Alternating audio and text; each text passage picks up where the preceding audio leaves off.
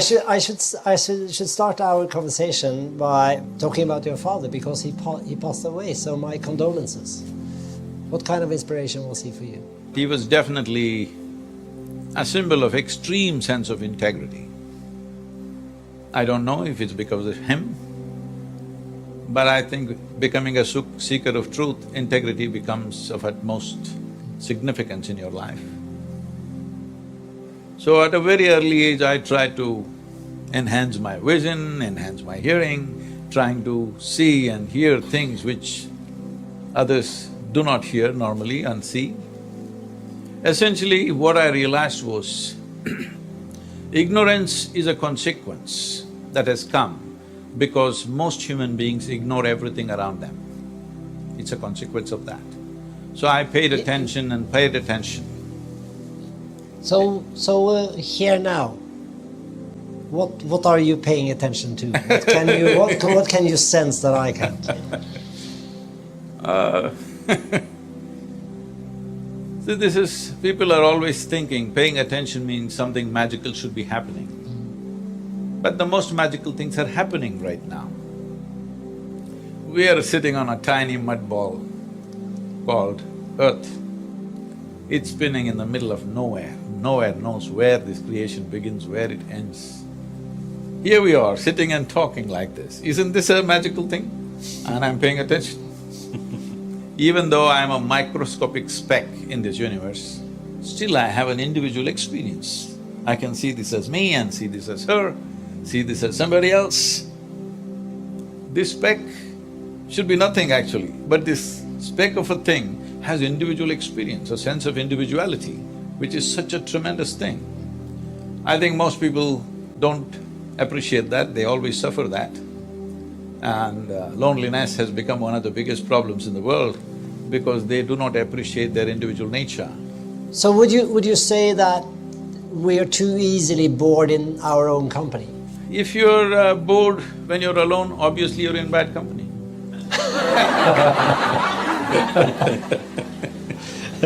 The fact that we are, as a species, are aware, and perhaps more aware than the animals, of our time as limited. We know that we're gonna get old. We know that we're gonna die someday. Really? Most people think other people die. But not ourselves. Yes, most people think other people die. They don't understand for every one of us time is ticking away right now as we sit here. What is ticking away is not the clock. What is ticking away is our life as we sit here. If we know this, we would have no time for doing any nonsense with ourselves. We would do what means absolutely most to us, not silly things.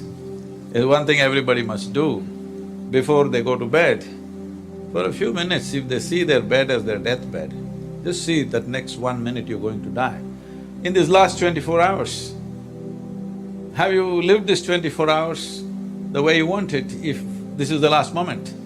Every day if they do it, they will come to their senses, you know. Some people find comfort in religion. How about you? One must look at this, that the real thing is that you don't know where you came from and you don't know where you go. You can believe what you want. If there was no belief in the world, if there was no religion in the world, a whole lot of people probably would not know how to manage themselves. I would say it's a very inexpensive psychiatry. It's not a solution, but for that moment it settles them, which I feel is important, it does a certain part of the job. But those who are seeking to know life, to know the very nature of their existence, then belief is of no use, because belief means you're assuming something that you do not know. Seeking truth means you're unwilling to assume anything that you do not know. What are you thinking now? I was just thinking, you say that to believe it's not a solution, but what's the solution? If that is…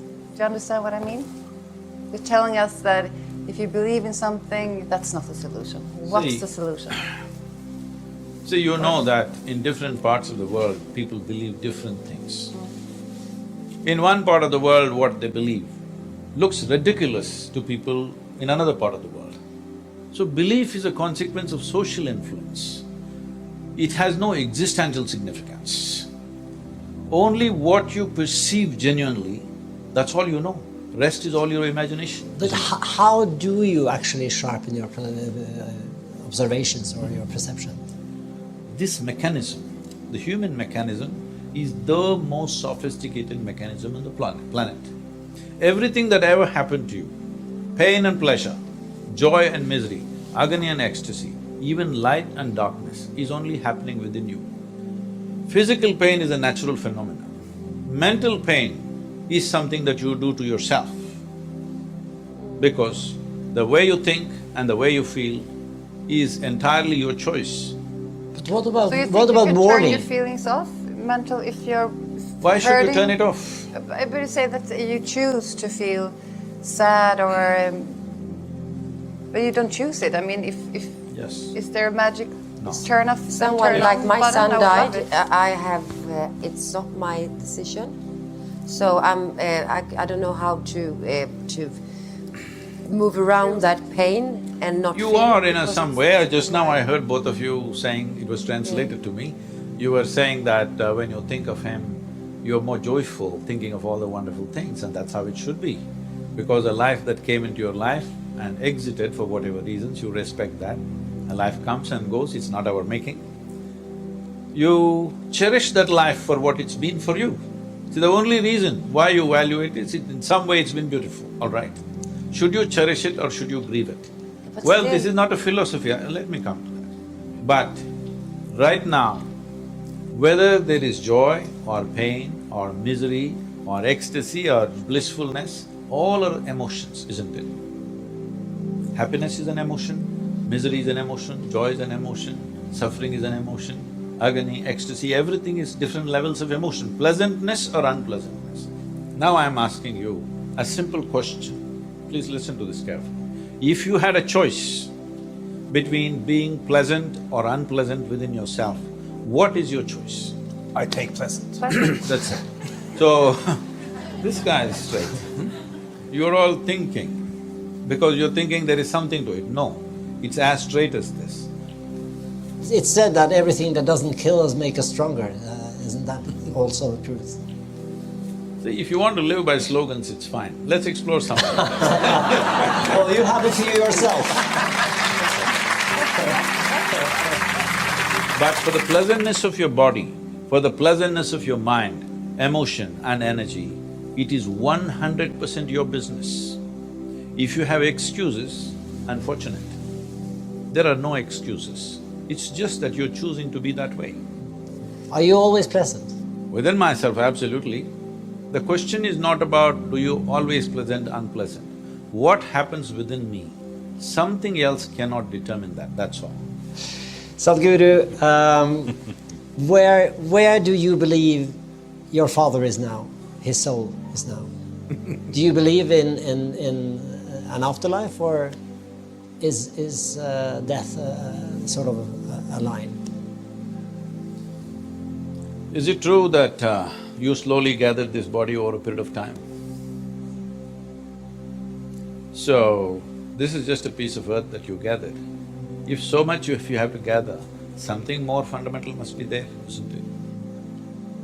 Sadhguru, it's been wonderful to talk to you. Thank you so much.